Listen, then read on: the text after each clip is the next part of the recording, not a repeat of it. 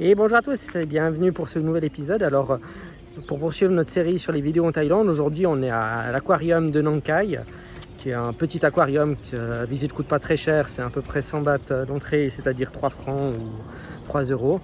Et du coup, on va visiter tout l'aquarium parce qu'il n'est pas très grand, donc j'en ai fait une vidéo complète. Et puis l'épisode démarre tout de suite.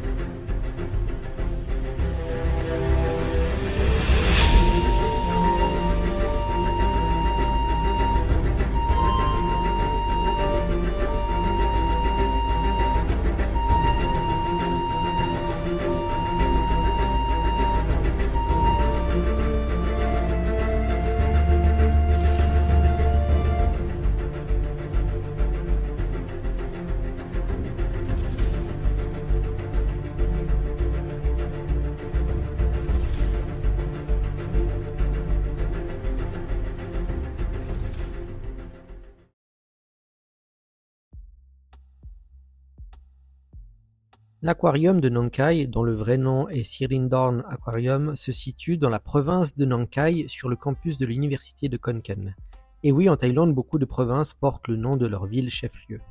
Le gouvernement a décidé le 17 novembre 2003 de créer ce centre dont la construction a commencé de 2006 et s'est achevée en février 2009 pour un coût d'environ 179 millions de bahts, inauguré le 10 avril 2009.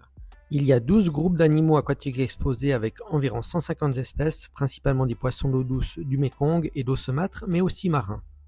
Le premier poisson que nous allons découvrir est ce mérou géant qui a une tête relativement grande et une large bouche et qui peut atteindre une longueur totale allant jusqu'à 2,50 m et pouvant peser jusqu'à 400 kg. Sa répartition est dans le golfe de Thaïlande, dans les zones d'eau profonde.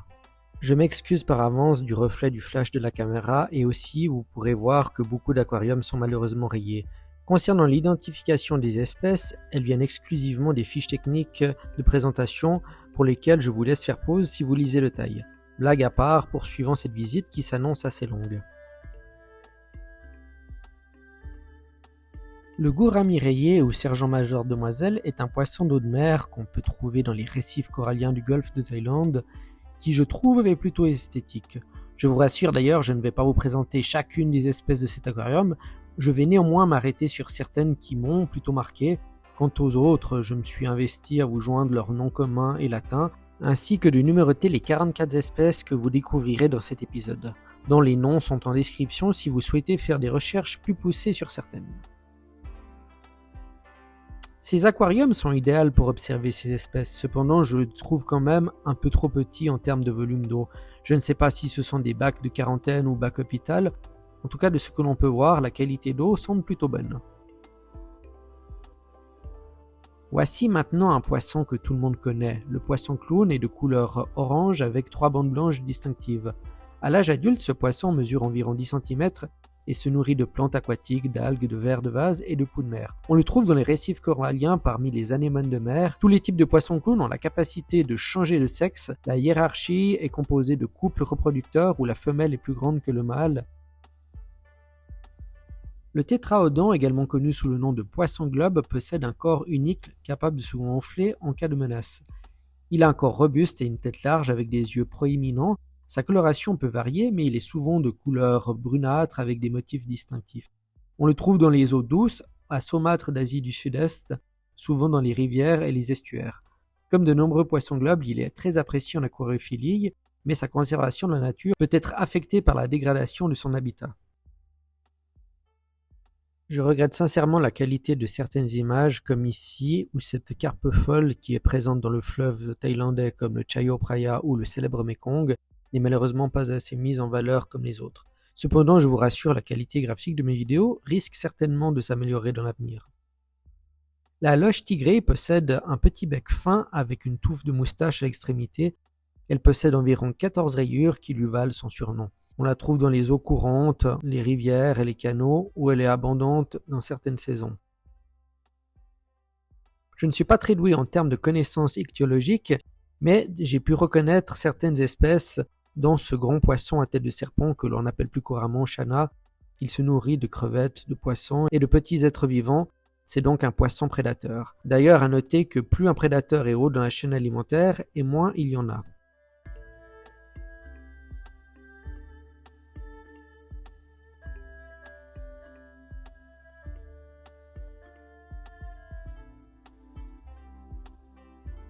Voici maintenant un poisson assez répandu dans le Mékong, le Pangasius. Enfin, l'une des espèces de Pangasius, qui ressemble beaucoup au poisson-chat que l'on vient de découvrir précédemment.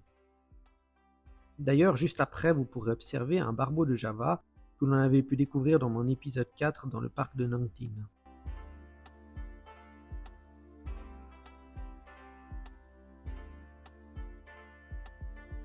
Le poisson tigre à double rayure présente 5 à 6 bandes verticales noires traversant le corps, pouvant aller jusqu'à 8 bandes. On le trouve en Indonésie, notamment sur l'île de Sumatra, de Kalimantan, dans les eaux douces et saumâtres. Ensuite, nous allons découvrir un bassin de reconstitution de la faune ichthyologique du Mékong avec différentes espèces.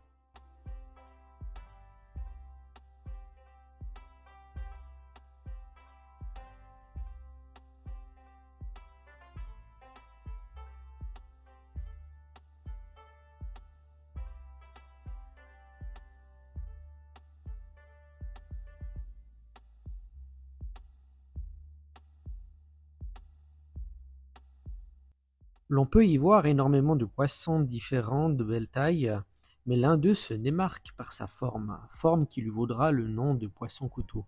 Contrairement à la plupart des poissons, il a une nageoire anale extrêmement longue qui s'étend presque sur toute la longueur de son corps. Cela lui permet de nager la tête en bas ou de se déplacer verticalement comme un couteau qui fend l'eau.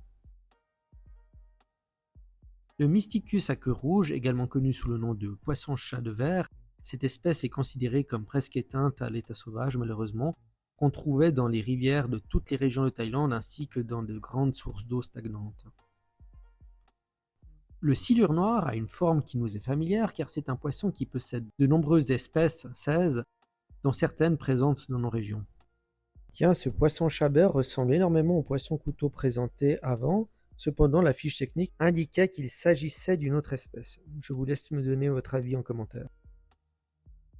Il y a un tunnel de 34 mètres pour observer les poissons sous un énorme aquarium. Son but servir de centre éducatif et de recherche pour la pisciculture, collecter les espèces du poisson de Mekong et promouvoir le tourisme. Même si je dois dire qu'honnêtement j'étais le seul étranger d'Ifarang en Thaï présent ce jour-là dans l'aquarium de Nang Khai.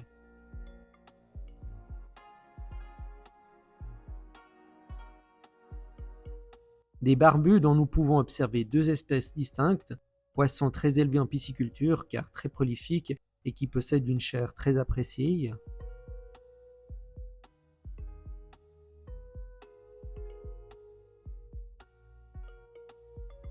Maintenant nous voici dans la deuxième partie de l'aquarium située au rez-de-chaussée, composée également de nombreux grands bassins communautaires, dont le gar alligator qui ne laisse personne indifférent, avec un corps long et des mâchoires supérieures et inférieures allongées avec des dents pointues en forme d'aiguille.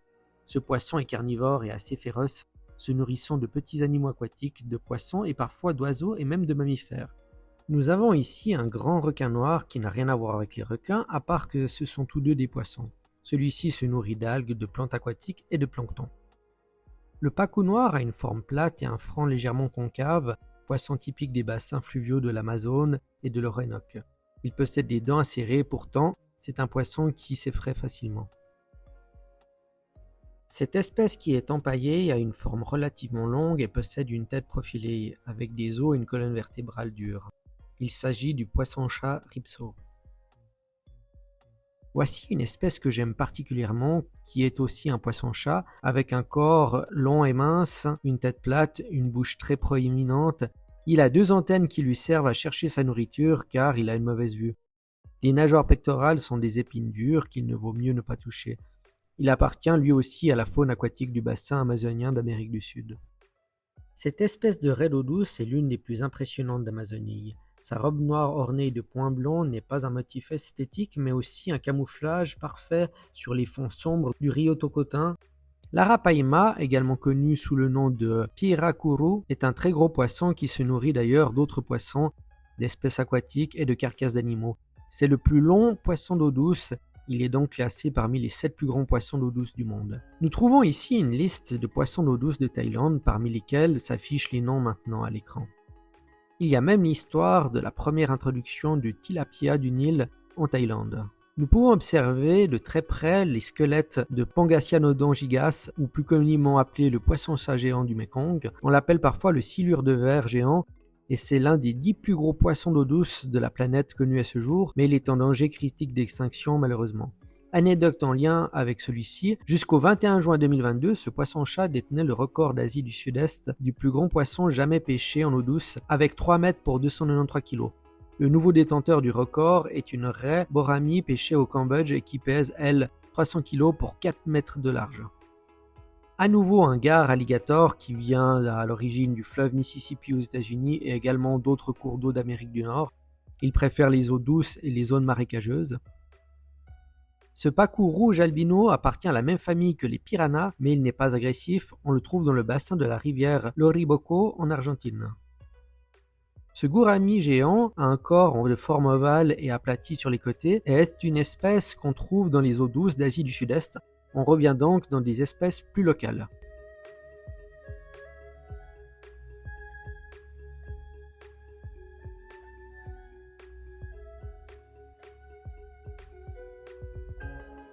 Le suivant est un poisson takak et peut mesurer jusqu'à 1 mètre et peser 10 kg.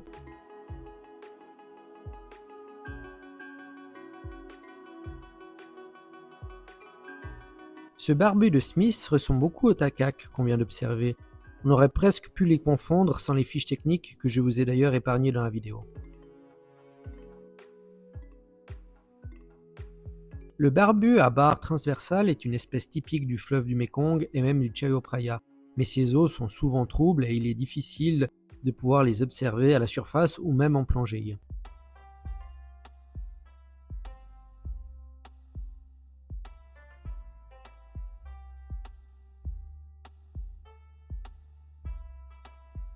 À nouveau un barbu, argenté albinos cette fois-ci. Il y a beaucoup d'espèces proches comme vous l'avez pu le constater.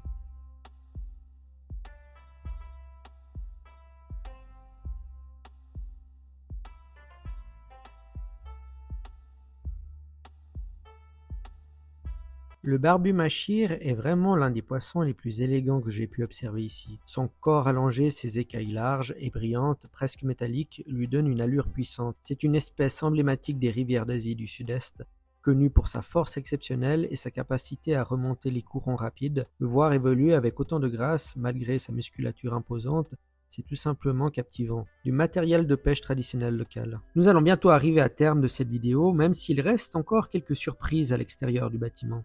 Il est possible d'acquérir des combattants, célèbre Beta splendens, qui est une espèce de Thaïlande, mais aussi des pays limitrophes et d'autres. En Thaï, on l'appelle plakat. Cette espèce est très couramment élevée en captivité, car elle nécessite un petit volume d'eau. Mais malheureusement, les volumes qui lui sont offerts sont souvent trop petits.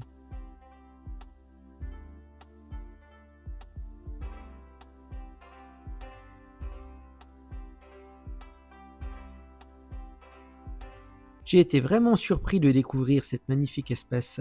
Unique représentant dans son genre, cette tortue molle du Nil possède une carapace souple et aplatie qui lui permet de s'enfouir dans le sable et de se camoufler à la perfection. Grâce à son long museau tubulaire, elle peut respirer en restant quasiment invisible sous l'eau. C'est une tortue à la fois élégante, discrète et incroyablement bien adaptée à la chasse en embuscade. Cette impressionnante tortue asiatique géante des marais porte bien son nom. Robuste, massive, parfaitement taillée pour la vie dans les zones humides, elle peut atteindre une taille spectaculaire. Herbivore et opportuniste, elle se nourrit de plantes, de fruits, mais aussi de petits animaux lorsque l'occasion s'en présente. Sa carapace bombée est solide et lui offre une excellente protection, faisant d'elle l'une des espèces emblématiques des marécages d'Asie du Sud-Est. Il y a aussi un pauvre iguane vert qui, même s'il est déjà dans une cage d'un certain volume, reste beaucoup trop petit pour lui. Et vu la nature du lieu dans lequel nous sommes et l'emplacement de la cage, il aurait été plus indiqué de faire quelque chose avec un volume 5 à 6 fois supérieur. Après, ce type de cage est adapté si l'animal a besoin de soins réguliers, suite à une blessure ou pour un traitement qui nécessite plusieurs interventions par jour afin de pouvoir l'attraper plus facilement.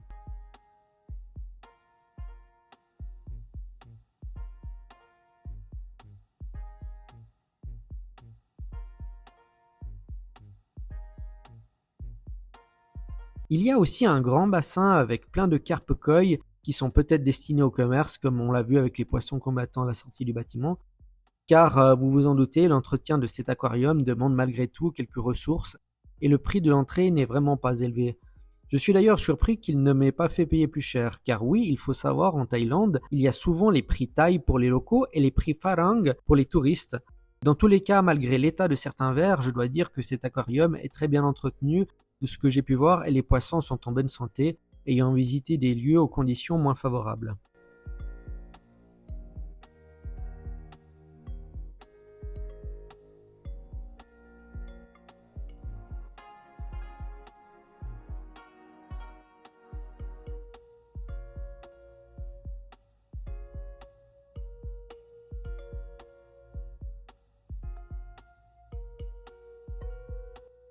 Et voilà, cette visite touche à sa fin. J'espère qu'elle vous aura plu. J'ai essayé de la rendre aussi intéressante que possible.